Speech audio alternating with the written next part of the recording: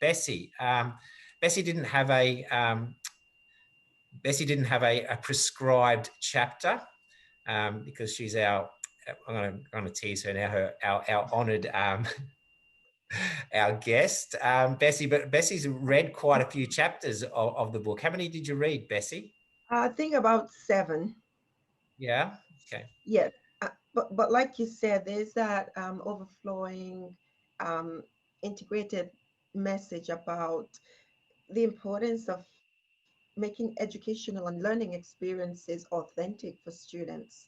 And from what I gathered, the authors did a fantastic job about, in situating their particular context. And as we know, all of the chapters and the authors, they are from an international background.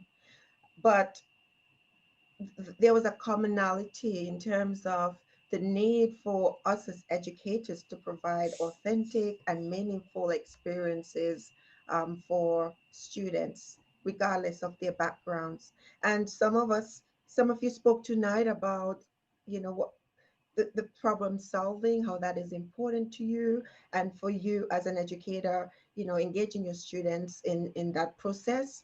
Also with collaboration, that also stood out for me. um, Other themes such as communication and the use of literacy, critical thinking. There was a chapter, I can't remember which one exactly, that highlighted the importance of engaging students in active researching. So instead of being passive, receivers sitting back and the teacher is in charge, the teacher has all the knowledge, students instead, they are researching, they are evaluating, they're reconstructing information. And it might be through multiple, multimodal ways or sensory ways. And yes, so I must commend Farida and Mark and the other authors.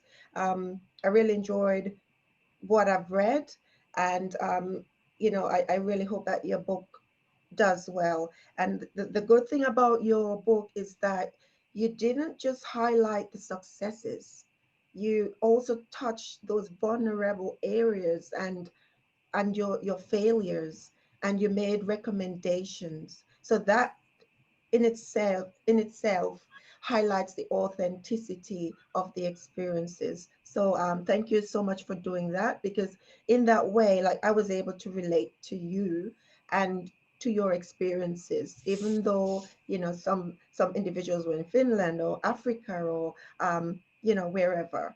So yeah, thank you for that. And I also read Mark's chapter. What stood out for me in Mark's chapter was the importance of student agency, giving students the opportunity to have that self-directed learning, and also that importance of emotional well-being, having that pedagogy of care. Because if Kelly, your classroom might be in appearance, to some teachers chaotic, but the thing is that students are learning, they feel comfortable to learn in, let's say, quotation mark, chaos, but it really isn't, and your students are happy, and that's very important.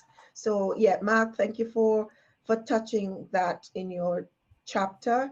And also Kelly, I think it was Kelly or Cassie, or multiple persons talk about that importance of relationships, and that's something that Mark highlighted also, that caring, the pedagogy of care, fostering caring relationships among students.